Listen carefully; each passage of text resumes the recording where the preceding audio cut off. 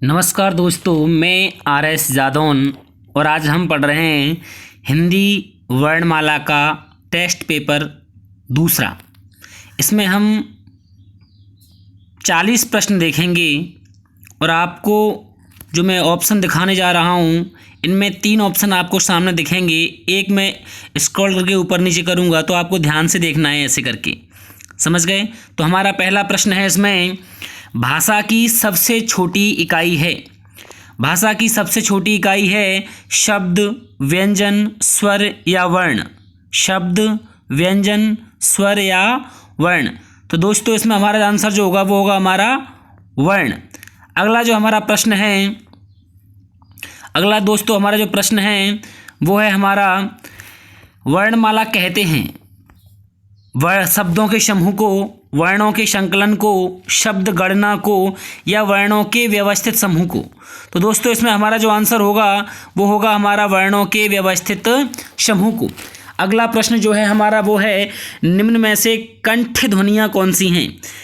कंठ ध्वनियाँ जो कंठ से बोली जाती हैं, क और ख, या और र, च और ज, ट और ड़।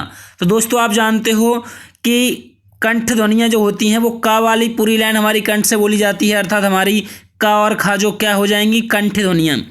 अगला जो हमारा प्रश्न है वो है हमारा, स्थान के आधार पर बताइए कि मूर्धन्य व्यंजन कौन से हैं। मूर्धन्य यानी जो मूर्धाशय बोले जाते हैं। मूर्धाशय यानी कौन सी लाइन बोली जाती है? का कंठ से बोला जाता है, च तालु शे, तो टा वाली लाइन हमारी मूर्धाशय बोली जाती है।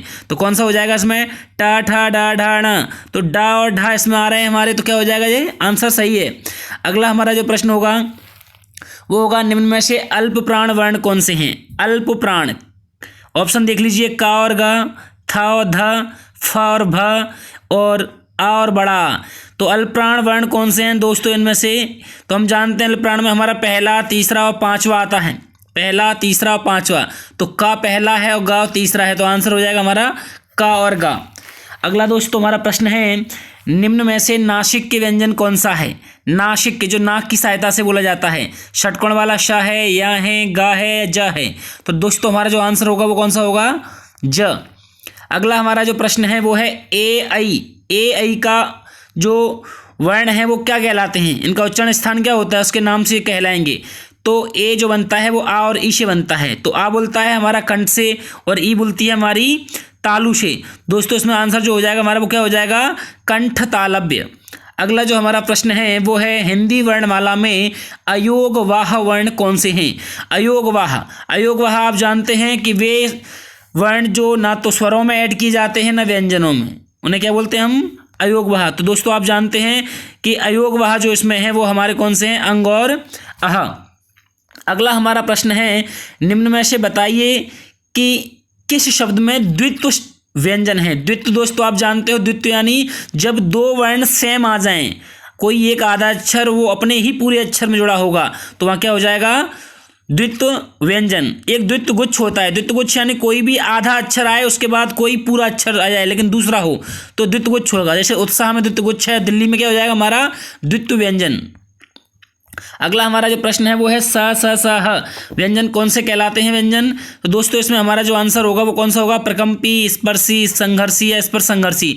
तो दोस्तों आप जानते हो इसमें जो हमारा आंसर है वो है हमारा संघर्षी। अगला प्रश्न जो दोस्तों हमारा है वो है, हमारा प्रश्न है, निम्नांकित में से बताइए कि नवीन विकसित ध्वनियाँ कौन सी हैं? नवीन विकसित ध्वनियाँ कौन सी हैं दोस्तों इनमें से? तो आप जानते हो इनमें से नवीन विकसित ध्वनियाँ कौन सी हैं? देखिए, नवीन विकसित ध्वनियों में आप जानते हो पढ़ते हैं हम का, खा, गा, जा, फा। इनमें जो खा और गा लिखी है इनके नीचे नुक्ता लगेगा, दोनों के नीचे नुक्ता होगा तब जाके ये राइट आंसर हो जाएगा। तो दोस्तों इसमें हमारा जो आंसर होगा खा और गा। अगला हमारा जो प्रश्न है वो है, निम्न में से कौन सा वर्ण घोष वर्ण है? घोष आप जानते हो दोस्तों, तीसरा, चौथा और पांचवा घोष में आता है। तो कौन सा वर्ण है तीसरा, चौथा, पांचवा? तो खा है नहीं, चा है नहीं, धा है नहीं, तो माँ। माँ क्या हो जाएगा हमारा राइट आंसर। दोस्तों अगला प्रश्न है, इसमें कौन सा अमानक वर्ण है? अमानक खा है, घा है, माँ है या धा है? दोस्तों इसमें जो माँ लिखा है वो सही से नहीं लिखा है। इसमें जो लिखने का मतलब था कि हमने ये आकृति यूं बनाई है इस तरीके से, तो हमारा जो आंसर हो जाएगा वो कौन सा हो जाएगा हमारा? ये भ, जो झ बनता है झांसी जैसा, ये अमानक वर्ण है। ठीक है दोस्तों, अगला जो प्रश्न है हमारा वो है क ग ज फ ध्वनियाँ किसकी हैं। दोस्तों इन सब के नीचे नुक्ता लगे हुए हैं। इन सब में जो प्रश्न लिखा हुआ है ये, इस प्रश्न में सब में क्या है, इनके नीचे बिंदी लगी हुई हैं। क ख ग ज फ के नीचे सब में क्या आएंगी, बिंदी आएंगी। इसलिए इसमें राइट आंसर जो हो जाएगा वो क्या हो जाएगा, ये ध्वनियाँ कहलाती हैं अरबी फारसी की ध्वनियाँ। दोस्तों अगला प्रश्न है हमारा, हिंदी में मूलतः वर्णों की संख्या कितनी है। मूलतः वर्ण कितने हैं हिंदी में। दोस्तों तो आप जानते हैं मूलतः वर्णों की संख्या जो हिंदी में है वो हमारी 52 है। अगला प्रश्न है दोस्तों हमारा, छ ध्वनि किसके अंतर्गत आती है। मूल स्वर, घोष वर्ण, संयुक्त वर्ण या तालव्य। तो जो हमारा सही आंसर होगा दोस्तों वो कौन सा होगा, छ जो है एक संयुक्त वर्ण है। क्या हो जाएगा, संयुक्त वर्ण। दोस्तों अगला प्रश्न है, हिंदी शब्दकोश में छ का क्रम किस वर्ण के बाद आता है। तो दोस्तों आप जानते हो छ जो हमारा बनता है, छ काय से मिलकर बनता है, का से और प्लस षटकोण वाले सा से। जब का और सा से मिलकर बन रहा है तो उसका जो क्रम आता है वो का के ही बाद आता है। किसके बाद आता है, का के बाद। तो दोस्तों आंसर जो हो जाएगा हमारा का हो जाएगा। अगला जो प्रश्न है हमारा वो है ज ज्ञाज्ञानी जो है, ज्ञाज्ञानी वर्ण किस वर्ण के संयोग से बना है। तो आप जानते हो दोस्तों जितने भी संयुक्त व्यंजन होते हैं इन सब में पहला अक्षर जो होता है वो आधा होता है और दूसरा वाला पूरा। तो दोस्तों आप जान सकते हो, पहली ट्रिक से ही पता पड़ रहा है कि पहले में जा आधा लिखा, दूसरे में या पूरा लिखा हुआ है। तो आपका जो राइट आंसर होगा जा और या। अगला प्रश्न है दोस्तों हमारा, अघोष वर्ण कौन सा है। अघोष में आप जानते हो पहला और दूसरा आता है, पहला दूसरा और तीनों सा। तो आप जानते हो इसमें सा आ रहा है आपका, तो ये क्या हो जाएगा हमारा राइट आंसर। अगला प्रश्न है दोस्तों, घा का उच्चारण स्थान कौन सा है। आप जानते हो का खा गा घा, ये आपके कहाँ से बोले जा रहे हैं, कंठ से। का वाली लाइन कहाँ से बोली जाती है, कंठ से। तो आपका आंसर हो जाएगा कंठ। अगला जो दोस्तों प्रश्न है हमारा वो है हमारा, इनमें से संयुक्त व्यंजन कौन सा है। अड़ा यानी कि अड़ा है, ज्ञानी है या डडलिया है या ये अड़ा है। आपका जो राइट आंसर दोस्तों वो है आपका ज्ञानी। अगला प्रश्न है हमारा, निम्न में लिखित में से कौन सा वर्ण उच्चारण की दृष्टि से दंत नहीं है। दंत यानी जो दांत से नहीं बोला जाता है। तो आप जानते हो ता वाली पूरी लाइन कहाँ से बोली जाती है दोस्तों, दंत से। तो ता था दा धा ना, तो आप देख रहे हो ता आ रहा है, दा आ रहा है, धा नहीं है इसमें, तो ना आ रहा है लेकिन टा नहीं आया। तो दोस्तों आंसर क्या हो जाएगा हमारा, टा।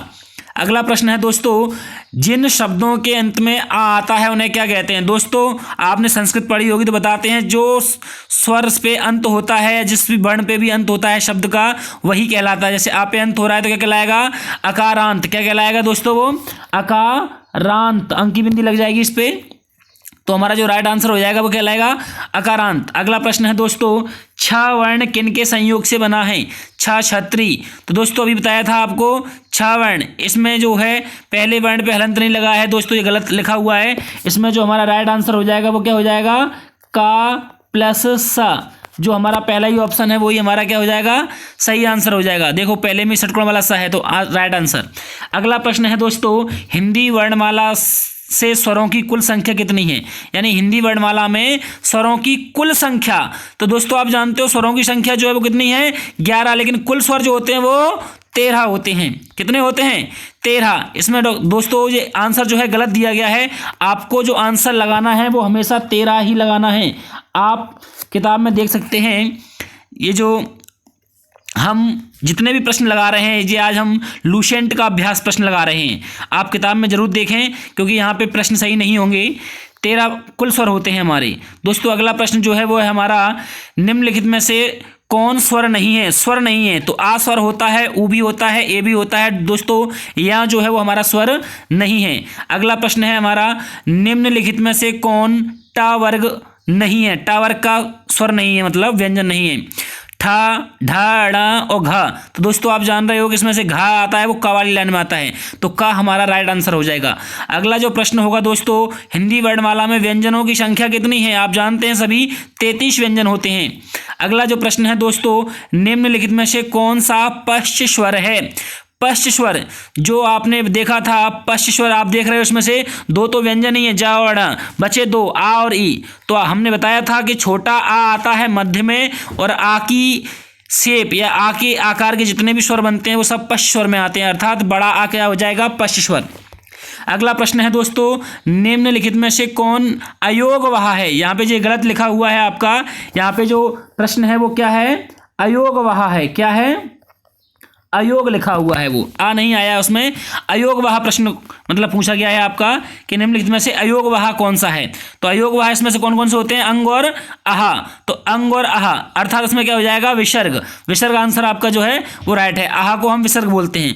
दोस्तों अगला जो प्रश्न है हमारा वो हो जाएगा, हमारा अगला प्रश्न है छा छाता ध्वनि का उच्चारण स्थान कौन सा है। तो आप जानते हो का वाली लाइन कंठ से बोली जाती है, चा वाली लाइन हमारी तालु से बोली जाती है, और जो तालु से बोला जाता है उसे हम क्या बोलेंगे दोस्तों, तालव्य। क्या बोलेंगे, तालव्य। अगला दोस्तों हमारा प्रश्न है निम्नलिखित में से कौन एक संयुक्त व्यंजन नहीं है। संयुक्त व्यंजन यानी जो दो वर्णों से मिलकर बनता है, जो दो वर्णों से मिलकर बना हो उसे क्या बोलते हैं हम, संयुक्त। छा बनता है, त्रा भी बनता है, ज्ञा भी बनता है। दोस्तों आंसर क्या हो जाएगा इसमें, षटकोण वाला श। अगला प्रश्न है दोस्तों तालव्य व्यंजन है। तालव्य आप जानते हो चा वाली लाइन पूरी तालु से बोली जाती है, तो चा वाली लाइन कौन सी है इसमें दोस्तों, देखिए ये आंसर सही है। अगला प्रश्न है हमारा या रा ला वा किस वर्ग के व्यंजन हैं। तो दोस्तों या रा ला वा को हम क्या बोलते हैं, तालव्य बोलते नहीं है, उष्म नहीं बोलते, ओष्ठ नहीं बोलते, अर्थात अंतस्थ कहा जाता है इनको दोस्तों। अगला जो हमारा प्रश्न है वो है अनुनासिक का संबंध होता है। तो दोस्तों आप जानते हो अनुनासिक यानी होता है कि जिन ध्वनियों के बोलने में हमारा नाक और मुंह दोनों का प्रयोग हो, अर्थात आंसर जो होगा हमारा कौन सा हो जाएगा, नाक और मुंह से। अगला प्रश्न है दोस्तों अनुनासिक व्यंजन कौन से होते हैं। अनुनासिक आप जानते हो दोस्तों, अनुनासिक यानी वर्ग के पंचम वर्ण जो होते हैं उनके बोलने हमारी जो हवा है नाक से निकलती है और मुंह से भी निकलती है, इसलिए वर्ग के पंचमाक्षर को हम क्या बोल देंगे, अनुनासिक। वैसे इनको नासिक कहा जाता है, अर्थात नाक से ध्वनि निकलती है। अगला जो प्रश्न है वो है दोस्तों हिंदी वर्णमाला में स्वर कितने होते हैं। दोस्तों अभी जो हमने पूछा था कुल स्वर 13 थे, अब स्वर पूछा है केवल तो 11 आंसर हो जाएगा। अगला जो प्रश्न है दोस्तों कंठोष्ठ, कंठोष्ठ यानी कंठ प्लस ओष्ठ से कौन सी ध्वनि बोली जाती है, उसका उदाहरण कौन सा है। तो आप देख रहे हो ए जो होता है वो आ और ई से बनता है, यानी कि आ कंठ से बोलता है, ई तालु से बोलती है, अर्थात कंठ और तालु होगा। का आपका कंठ से बोलता है, तालु से चा वाली लाइन बोलती है, कंठ और ओष्ठ से आपका बोलेगा औ। औ जो आ रहा है वो और में आ रहा है, तो औ और क्या हो जाएगा आपका कंठोष्ठ, क्योंकि औ के बनाने में आ और ऊ का प्रयोग होता है। औ बनेगा तो आ और ओ से बनता है, तो आ और ओ, तो ओ बनता है आ बोलाएगा कंठ से, ओ बोलता है ओठ से, यानी कंठोष्ठ हो गया। तो राइट आंसर हो जाएगा हमारा और। अगला प्रश्न है दोस्तों भाषा निर्माण की इकाइयों का सही अनुक्रम क्या है। तो दोस्तों सबसे पहले क्या होता है हमारा, सबसे पहले छोटी सबसे ध्वनि क्या होती है, ध्वनि, फिर शब्द, फिर पद, फिर वाक्य। राइट आंसर है। अगला प्रश्न है दोस्तों हमारा निम्नांकित में से उच्चारण स्थान के आधार पर कंठ से लेकर मुख विवर में उच्चरित व्यंजन ध्वनियों का अनुक्रम क्या है। दोस्तों जो स्थान होते हैं वो हमारे पूछे गए हैं। तो सबसे पहले दोस्तों आप जानते हो कंठ होता है, फिर तालु, फिर आपका मसूड़ा, फिर दंत, फिर ओष्ठ। आंसर हो जाएगा हमारा कंठ, तालव्य, वर्त्य, दंत और ओष्ठ। धन्यवाद दोस्तों, आज के लिए इतना काफ़ी। इसके बाद अगला प्रश्न पत्र अगले वीडियो में देखेंगे। धन्यवाद दोस्तों, चैनल को शेयर और सब्सक्राइब जरूर करें तथा लाइक और जो भी कमेंट हो आपके वो कमेंट दें। धन्यवाद।